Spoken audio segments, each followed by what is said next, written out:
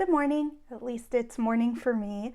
I wanted to talk about Boccaccio. I've been reading the Decameron. I'm auditing a course at a nearby college where we're reading Boccaccio's Decameron in the original Italian, which is very exciting.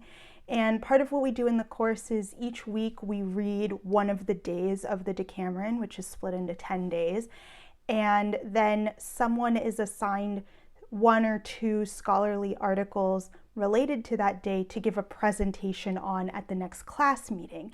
And my day that I have chosen is day 6 of the Decameron, and I was given one scholarly article, and I'm getting ready to work on my presentation. The presentation will be given in Italian, even though the article, as some of them have to be, are written in English.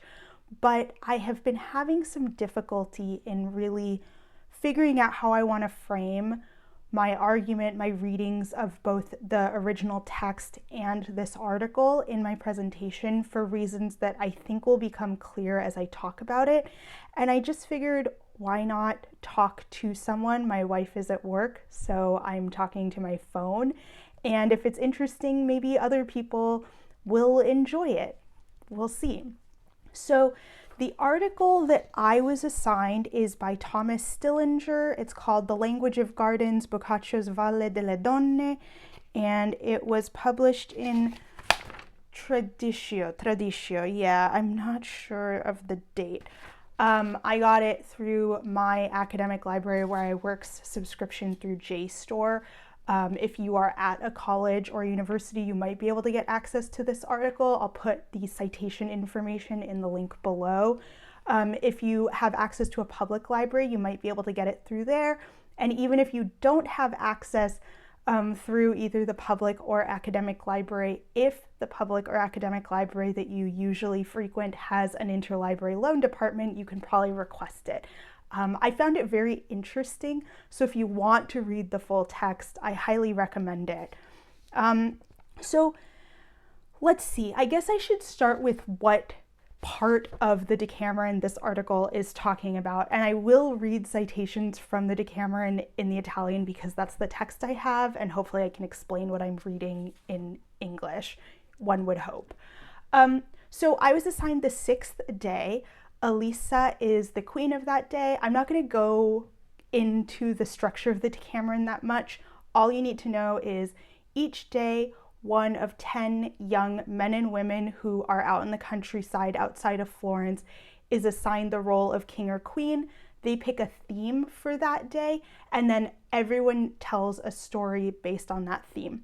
So day 6 is Elisa's day, and her theme is about people using really witty words, very well-placed responses, verbal responses to get out of sticky situations, to play jokes on people. It's basically about the power of language. And I enjoyed the whole reading all of the stories. It's interesting that the day that's specifically focused on the power of language has some of the shortest stories in the Decameron. Some of them are only like 2 pages long. But what's really important and what Stillinger is focused on is actually the conclusion of that day. So there's always an introduction and a conclusion. And this conclusion is one of the most important, well-known parts of the Decameron. It's been very studied. It's called the Valle delle Donne, so the Valley of the Women. And basically in the conclusion, after they've told all their stories, they've assigned a king for the next day, Dioneo, and he and the other 2 men, Filostrato and Pamphilo, decide to stay kind of where they are in the gardens and play games, as they have been for most of the past 5 other days that they were in the countryside. Whereas the women, led by Elisa, decide to go on a walk and visit this beautiful valley that she has been to and she wants to share with them. And let me see if I can remember all of the women's names. I always feel like I forget one when I'm counting, but there should be 7. So Pampinea, Filomena, Neifile, Fiammetta, Elisa, Lauretta, Emilia. There we go, I got it. I feel like I always forget, and it's weird because the one I feel like I usually forget is Emilia, but my sister's name is Emilia, so I don't know why I forget her out of all of them. Maybe that's why. Maybe it's because I have a better association with that name with a family member than with a character in a book, but whatever. So they go off walking and they are taken by Elisa to this basically a Garden of Eden. It's beautiful. There's all these beautiful trees. There's these small mountains. There's these gorgeous castles. Everything is perfect. The water is so clear that you can count the pieces of the pebbles at the bottom. There's fish that they can catch. There's a cool breeze. It's a hot day and there's this beautiful cool breeze in the shade. And they are alone. This whole time, once they've left Florence, they've been with these 3 men. They've all been telling stories together. But suddenly the 7 women find themselves alone and they take that opportunity to bathe in the small river that's in this valley. And they have this wonderful time. They return. They tell the men what they did, and the men, following their instructions, find the same place, bathe in the same river, and then return. The day is over and we move on to the 7th day. So when I read this conclusion, I had a lot of thoughts. One of it is obviously thinking about this concept of a locus amenus, which is something we talked about earlier in this class that I'm auditing, but it's basically a rhetorical device that's used by a lot of literary figures, especially at the time that Boccaccio is writing in the medieval period. He's writing in the mid-1300s. This is already a very long tradition coming back from all the way to the classical writing of ancient Greece and Rome. So he's working in this tradition of locus amenus, which is using beautiful gardens, beautiful natural spaces to create a sense of idyllic nature, to create a sense of peace, sometimes to create a very clear distinction between the realm of God and nature and the realm of man and city. So he's working with that, obviously. But then I had this very, I would say, visceral reaction. It was kind of surprising to me how strongly I felt. But you read about the women, the section where they realize that they're fully alone and can bathe, I found to be like really evocative. Let me see if I can find it in here. My stuff is totally like all mixed up.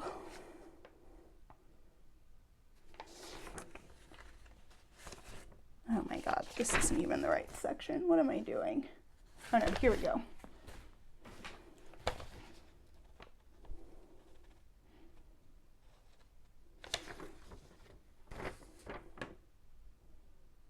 Here we go.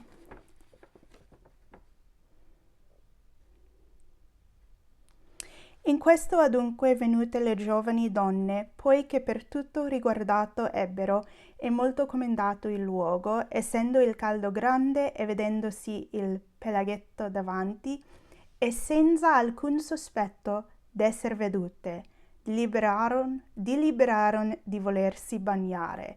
So they're enjoying this beautiful place. They see this little like lake or pond, and senza alcun sospetto d'essere vedute, without, they're not worried about being seen. They're completely alone. They decide that they can bathe because obviously bathing, they have to either maybe not necessarily be totally naked, but they have to disrobe somewhat. And at the time, as I think now even, to be seen by men in the act of bathing outside would have been extremely scandalous. So they have this beautiful moment of being free from the male gaze, and they bathe and they have this wonderful idyllic time, this locus amenus, right? And then they come back and they tell the men about it, and the men go and do the same thing. They bathe in the same river that the women bathed in. And there was something that like really bothered me about that. Boccaccio at times is read as a feminist writer. Obviously, that's a very anachronistic thing to call him. Feminism as a concept did not exist in Boccaccio's time. But he is constantly writing for women. He's writing about women in many of the stories that are told in the book, in the Decameron. Women have this strength and power that they may not have had in other stories of the time.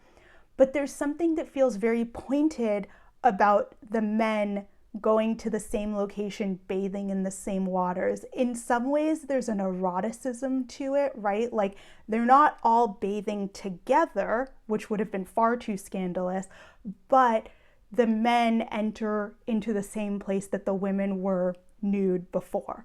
But also, I use the word enter. There is an ingress. There is in my mind, potentially violent entrance of the men into a women's space. Elise calls this place the Valle delle Donne, the Valley of the Women, and then the men enter it. I'm sure you can see where I'm going with this. So there's this really interesting, I found it like very visceral, the reaction I had when I realized that the three men were going to do the same thing as the women, that the valley was not just going to be for the women. Anyway, that's all context for the conclusion of day 6 in the Decameron. So now let's turn to Stillinger. So he starts off with a really interesting introduction. I found the introduction to be absolutely fascinating to this article. He talks about how other scholars have viewed this 6th day. And in one of the points he says, and this is a quote from, let's see, this is page 302, because it's part of a larger journal. He says, in addition, the immersion of ladies and then gentlemen at the end of the 6th day has been compared more than once to a purification rite, but the separate visit of the Donne deserves to be treated as an event in itself. And I really like that because I think it's true. One thing that he points out is that a lot of scholars view the whole brigata, all 10 of them, their experience at the Valle delle Donne as one and the same. But actually, Boccaccio separates it. The women go first, and the men, when their experience in the Valle is talked about, it's like 2 sentences. There's barely anything. So Stillinger makes this really, what I find, important note to say, we should not think of them as just people going to this valley and bathing in these waters. We have to think about it as women doing it. What does that mean? So let's see. Oh yeah, and then this is interesting. So he talks about the way Boccaccio writes about the valley and how it's being viewed. So he says, the first split in this emblem of unity appears when we examine Boccaccio's use of narrative viewpoint throughout the chapter. So when the ladies first get to the valley, their impressions, and he quotes from the Decameron, entrarono e viderla tanto bella e tanto dilettevole, quanto più si potesse divisare. So they enter, they see how beautiful it is, how delightful it is, more than you can possibly imagine. And he says, the narrative of their seeing is identical to the descriptio loci. Characters, author, and reader all share one perspective. We are seeing the Valley of the Women through the women's eyes. He's giving us that. We are the women in that moment. Then he says, but immediately Boccaccio specifies that he is writing secondo che alcuna di loro poi mi ridisse. So according to someone who told me this. So suddenly Boccaccio is separating himself from this scene. He's saying, I wasn't there, you weren't there, these other people were there, and then they came back and they told me about it, and now I'm telling you about it. So suddenly there is this distinction between the reader and the author and the characters in the story. Let's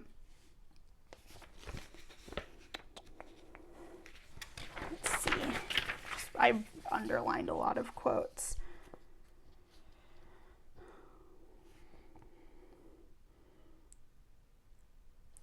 So then Stillinger, taking the separation that has been created by Boccaccio in the text, moves to the point at which the women bathe in the waters. He says, the reader is not there, the author is not there, the man who might be in the pool is not there. There's a passage where they talk about a pool that could hold a statue of a man but doesn't. Indeed, the ladies make sure that nobody is there to watch them. They approach the pool senza alcun sospetto d'essere vedute and post their maid to guard the single entrance to the valley. But the repeated evocation of the observer who is not there defeats its own apparent purpose by saying over and over again, there's no one here, the women are alone. Boccaccio only serves to remind us that he is there. He is the author writing the women alone taking their bath. And we are there as the reader. We become the voyeurs of the story. He's saying, no, they're all alone. Don't worry, no one's watching, which only makes us realize we are watching. We've pulled back the veil and we're watching the women in their private moment. And the only reason we know that is because Boccaccio keeps telling us it's an extremely private moment. I found that to be so interesting because it really enhanced what I was already feeling about the sort of potential desecration is a very strong word, and it's not exactly what I want to use here, but I can't think of another one in this moment. But this desecration or destruction of a valley just for the women, with the entrance of the men into that same space, suddenly Stillinger is saying it's before that even. We are already in their space. We are already denying them their privacy. So I thought that was really interesting. I enjoyed it quite a bit.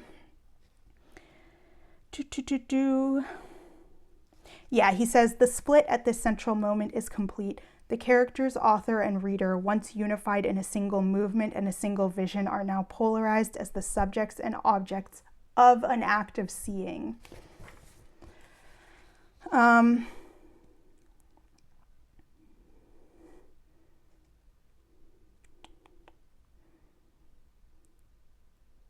They become part of the scenery. That's what he says.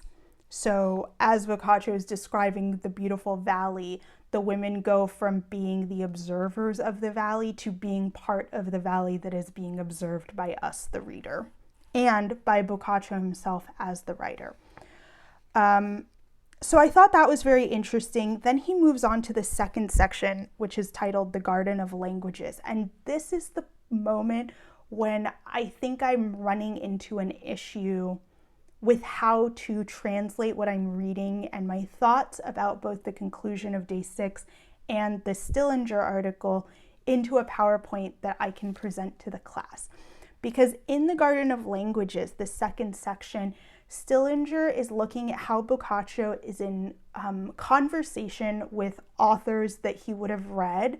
So Dante in the Divine Comedy, which was published a few decades earlier, and Boccaccio was very aware of. They were both Florentine, and in many parts of the Decameron, Boccaccio is often like almost speaking directly to Dante or the readers of Dante and saying, this is what he was doing, I'm doing something different. So we know that this is a really important sort of juxtaposition that he likes to create.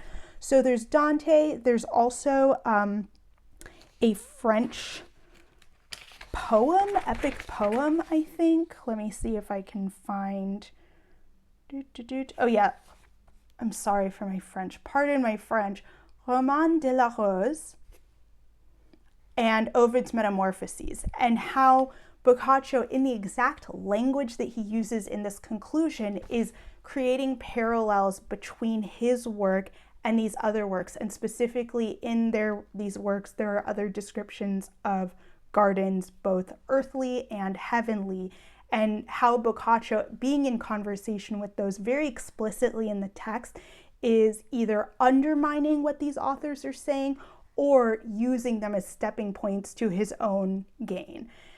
The problem is we haven't read these texts in this course. This course is specifically about the Decameron.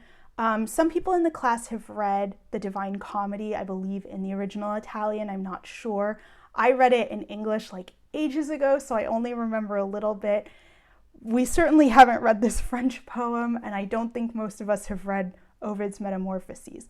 So there's this whole section where he's going really in depth, kind of like line by line sometimes, pointing out the similarities between the language used in, say, the Metamorphoses and in this conclusion by Boccaccio, that I kind of just have to take him at his word for. And I'm happy to do that because he's set me up with this wonderful introduction that I found so interesting. But how do you then bring that into a presentation? It's almost boring to talk about because you're like, well, in this French epic poem, he uses these words, and in Boccaccio's conclusion, he uses these words, and we're creating this difference between an earthly garden and a heavenly or celestial garden, between just a beautiful place in the world versus an idyllic Eden. But the quotes are just pulled randomly, at least to my mind, because I haven't read this epic French poem. So I'll try and go through and see if there's anything. I pulled some quotes, but again, it's just like, how do you even set that up for a group that hasn't read this stuff? Like here he says, the ladies in the Valle delle Donne evoke all of these visions, the virtues in the didactic tableau, the erotic and unattainable apparition of Matilda and Beatrice, that's from the Divine Comedy herself. Like Beatrice, they remove a veil. He's talking about the end of the Divine Comedy, and it's just like, what am I supposed to do with that, you know? I didn't take a lot of notes in this section because it almost seemed silly to. It did make me want to read, at the very least, reread the Divine Comedy and also Ovid's Metamorphoses. I don't know about this French poem. I'm not sure if I want to read that one.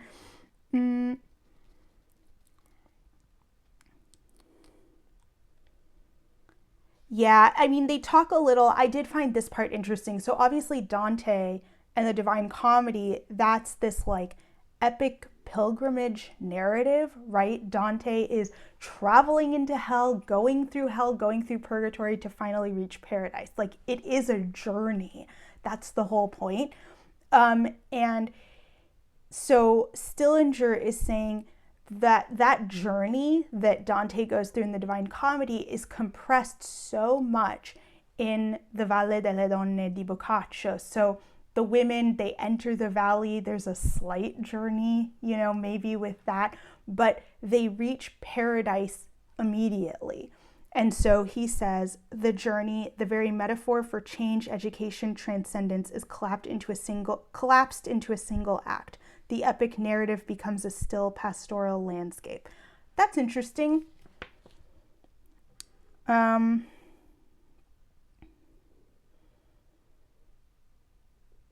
Yeah.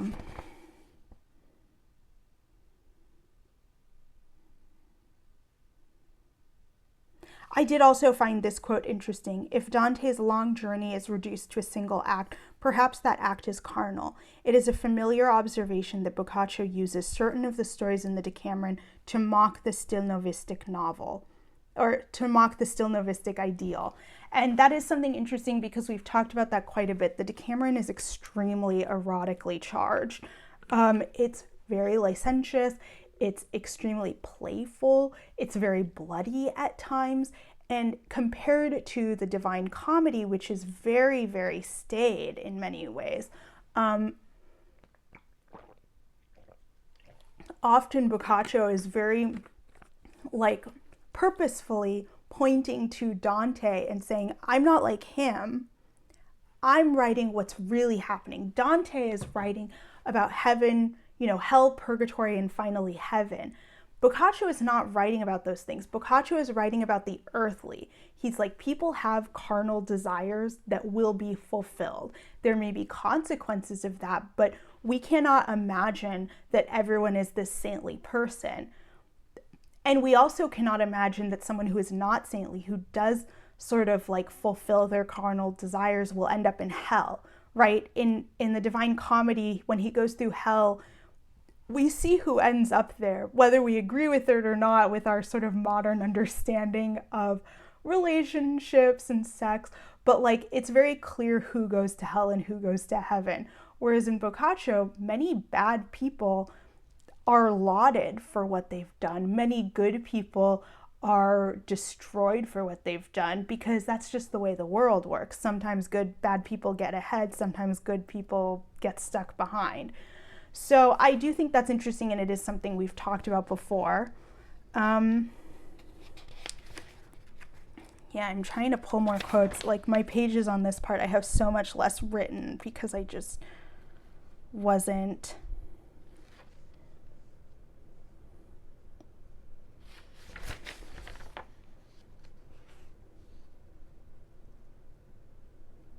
Yeah, so in this part, Stillinger says, The Valle delle Donne is not celebrated as the model for any other garden. Beautiful as it is only una delle belle cose del mondo. So unlike some of these other authors that are making this really great distinction between an earthly garden and a heavenly paradise, Boccaccio is not saying that. He's like, this is a beautiful place. It feels like a paradise. It is just on earth. It is a place you can go to. And that's actually something I haven't talked about, but maybe I'll make another video about. But in the Decameron, there is so much emphasis placed on the reality of both the main 10 characters, their situation, and also many of the characters in their stories. People are constantly saying, this is real. This is a real person. You've heard of him too. He's from Florence, you know. So I kind of like this quote, una delle belle cose del mondo, like Boccaccio saying, you could go there. You could go where Elisa and the other women have gone. It's real, you know. Let's see, I put this quote.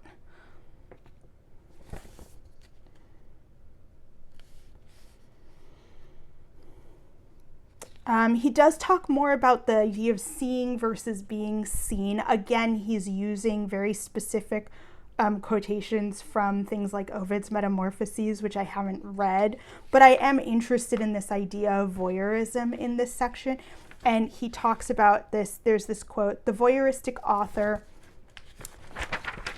and the complicitous reader see the women without being there, without being anywhere. I love this idea. I love the idea of the reader becoming a complicit in this voyeuristic act, which maybe is what maybe that's how I'll focus it, the seeing and being seen aspect, because obviously that's the most interesting to me. And I think there are enough quotes to pull here that I can generate discussion without worrying that none of us have read Roman de la Rose, which, like, who's read that? I don't know. Here he says, likewise, the pool in the valley has no reflecting surface. They can see through it to see the fish and the gravel underneath. But it contains objects of desire for those who gaze into it. The women catch the fish they see, and they are themselves caught in the central act of seeing. I just underlined this. I didn't totally understand it, but I just love it. In both stories, erotic vision is the death of the self. I love that. I'm a little less interested in this section.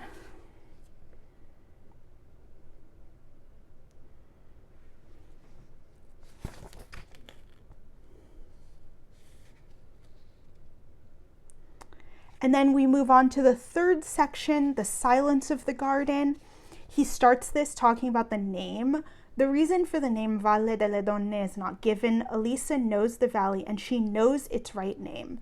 The Valley of Ladies might be a valley in which ladies are found. In this view, the valley is complete only when the Donne take their place at the center.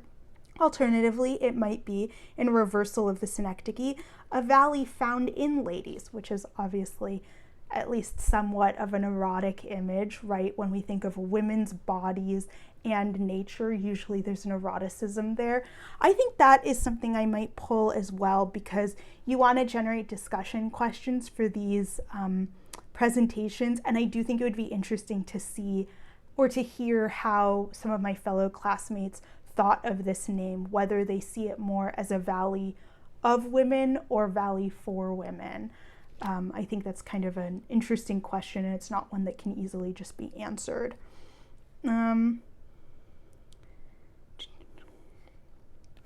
He says, in either case, the valley is distinctively associated with women, which I think then is interesting because the men go there too. So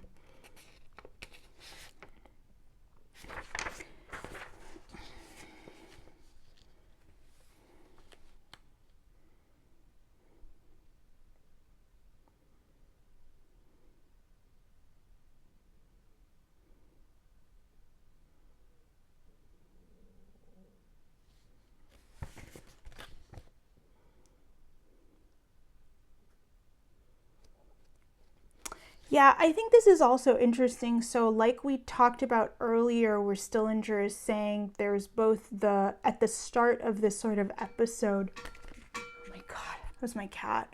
I don't know if you heard that. That was a crazy sound.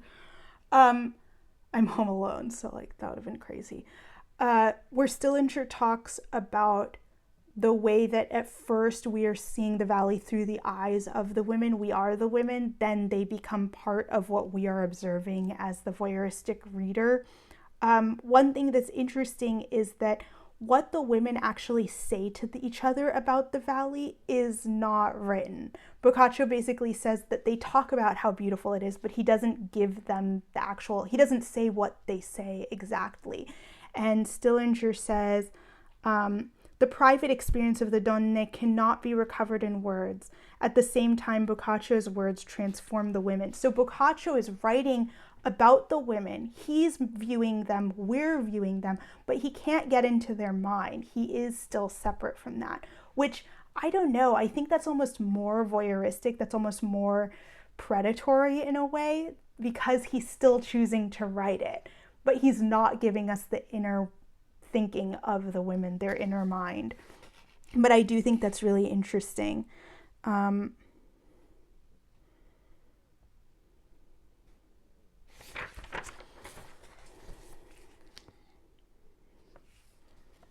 Boccaccio abolishes the clear distinction between the spiritual and the carnal. That's kind of a common theme in the Decameron. He's a lot less interested in Christian morality, Catholic morality. He's a lot more interested in how people actually act. And there are many times in the Decameron where two people who might be married unhappily to others have a relationship together where Boccaccio is like, let them have their fun. They deserve it. Like, there's no problem here if everyone's happy.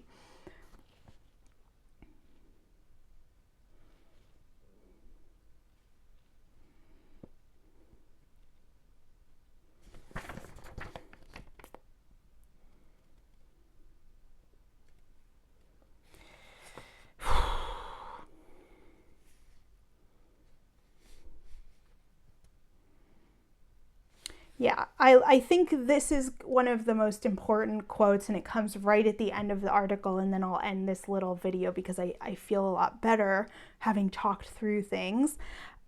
He says, the discourse of the women in the valley is a pointed absence. The stories that women might tell each other when no man is listening remain alien to the text. That's kind of perfect.